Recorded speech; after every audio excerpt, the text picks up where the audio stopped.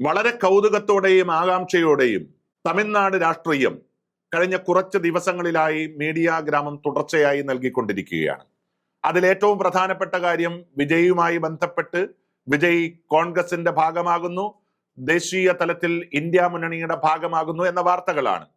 ഇന്നിപ്പോൾ ആ വാർത്തകളെ എല്ലാം സാധൂകരിക്കത്തക്ക രീതിയിൽ ഒരു വലിയ ഉൾപോരാട്ടം ഭാരതീയ ജനതാ പാർട്ടിയുടെ തമിഴ്നാട്ട് ഘടകത്തിൽ ഉണ്ടായിരിക്കുന്നു എന്ന വാർത്തയാണ്.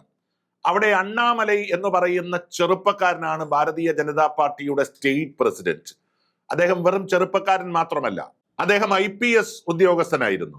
ആ IPS ഉദ്യോഗം രാജിവെച്ചാണ് തമിഴകത്ത് ഭാരതീയ ജനതാ പാർട്ടിയെ ശക്തി പ്രാപിപ്പിക്കാൻ വേണ്ടി അണ്ണാമലൈ രംഗത്തു വന്നത്. ഒരു ചെറുപ്പക്കാരൻ, ധീരതയോടെ പോരാടാൻ കഴിവുള്ള ഒരു യുവാവ് എന്ന രീതിയിൽ അദ്ദേഹത്തെ BJPയുടെ അഖിലേന്ത്യാ നേതൃത്വം ഇരു കൈയും നീട്ടി സ്വീകരിച്ചു. പക്ഷെ അദ്ദേഹത്തിന്റെ നിലപാട് വളരെ കർശനമാണ്. അദ്ദേഹം എപ്പോഴും പറഞ്ഞുകൊണ്ടിരിക്കുന്നത് BJPക്ക് ഒറ്റയ്ക്ക് തമിഴ്നാട്ടിൽ ശക്തി പ്രാപിക്കാൻ സാധിക്കും. ലോക്സഭാ തെരഞ്ഞെടുപ്പിലായാലും നിയമസഭാ തെരഞ്ഞെടുപ്പിലായാലും ഭാരതീയ ജനതാ പാർട്ടിയെ തിരിച്ചു കൊണ്ടുവരാനുള്ള അതിശക്തമായ പോരാട്ടത്തിന് നായകത്വം നൽകാൻ തനിക്ക് സാധിക്കും എന്ന് അണ്ണാമലൈ 1000 വട്ടം ഉരുവിട്ടുകൊണ്ടേയിരിക്കുന്നു. അതിനിടയിലാണ് അദ്ദേഹം 3 മാസത്തെ അവധിയെടുത്ത് ഓക്സ്ഫോർഡ് യൂണിവേഴ്സിറ്റിയിൽ പഠനത്തിന് വേണ്ടി പോയത്. തിരിച്ചു വരുമ്പോഴേക്കും അദ്ദേഹത്തിന് ആ സ്ഥാനം ഉണ്ടാകുമോ എന്നുള്ളതിനെ കുറിച്ചൊക്കെ വലിയ ആശങ്കയുണ്ടായിരുന്നു. പക്ഷെ അദ്ദേഹം തിരിച്ചു വന്നു. ഭാരതീയ ജനതാ പാർട്ടിയുടെ സംസ്ഥാന അധ്യക്ഷൻ എന്നുള്ള രീതിയിൽ തുടർന്നു പോവുകയാണ്. പക്ഷേ ഇന്നും നാളെയും മറ്റന്നാളുമായി തമിഴ്നാട്ടിൽ ഭാരതീയ ജനതാ പാർട്ടിയുടെ നിർണായകമായിട്ടുള്ള യോഗം നടക്കുകയാണ്. ആ യോഗത്തിൽ ഒറ്റ കാര്യത്തിനാണ് ഏറ്റവും വലിയ പ്രസക്തി ഇപ്പോൾ മാധ്യമങ്ങളെല്ലാം നൽകിയിരിക്കുന്നത്. അണ്ണാമലൈ BJPയുടെ സംസ്ഥാന അധ്യക്ഷനായി തുടരുമോ ഇല്ലയോ എന്നുള്ളതാണ്. അണ്ണാമലൈ എന്ന് പറയുന്ന ചെറുപ്പക്കാരന്റെ അഗ്രസീവ്നെസ്, അതിനെ പാർട്ടി സംസ്ഥാന നേതൃത്വവും ദേശീയ നേതൃത്വവും ഒരുപോലെ അംഗീകരിക്കുന്നു. പക്ഷേ അത്രമേൽ വേരോട്ടമില്ലാത്ത ഒരു സ്റ്റേറ്റിൽ ഒറ്റയ്ക്ക് പോരാട്ടം നടത്തി തിരിച്ചു വരാൻ കഴിയും എന്ന അണ്ണാമലൈയുടെ മോഹം അതിമോഹമാണ് എന്നാണ് ഒട്ടുമിക്ക ഭാരതീയ ജനതാ പാർട്ടിയുടെ സ്റ്റേറ്റ് നേതാക്കന്മാരും പറയുന്നത്.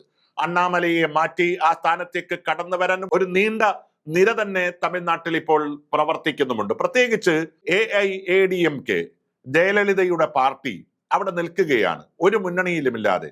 ഒരു ഘട്ടത്തിൽ BJPയുമായി ചേർന്നവർ ലോക്സഭാ തെരഞ്ഞെടുപ്പിൽ മത്സരിച്ചിരുന്നു. ആ ഘട്ടത്തിൽ വലിയ തോതിലുള്ള നേട്ടമുണ്ടാക്കാൻ ഭാരതീയ ജനതാ പാർട്ടിക്ക് തമിഴ്നാട്ടിൽ കഴിഞ്ഞിരുന്നു. പക്ഷേ ഇപ്പോൾ AIADMKയുമായി പോലും ആത്മബന്ധം പാടില്ല എന്നും അവരുമായിട്ട് ഒരു അലയൻസും ഉണ്ടാക്കാൻ വേണ്ടി പാടില്ല എന്നും BJP ഒറ്റയ്ക്ക് തന്നെ പോരാടി മുന്നോട്ട് വരണമെന്നും വാശി പിടിക്കുന്ന നേതാവാണ് അണ്ണാമലൈ. പക്ഷേ അണ്ണാമലയ്ക്കെതിരായിട്ടുള്ള പോരാട്ടം ഇപ്പോൾ പാർട്ടിക്കകത്ത് ശക്തമാണ് എന്ന് പറഞ്ഞാൽ ഇന്നും നാളെയും മറ്റന്നാളുമായി നടക്കുന്ന BJPയുടെ സംസ്ഥാന സമിതി യോഗത്തിൽ അണ്ണാമലയുടെ കസേര തെറിക്കും എന്നേറെക്കുറെ ഉറപ്പായിട്ടുണ്ട്.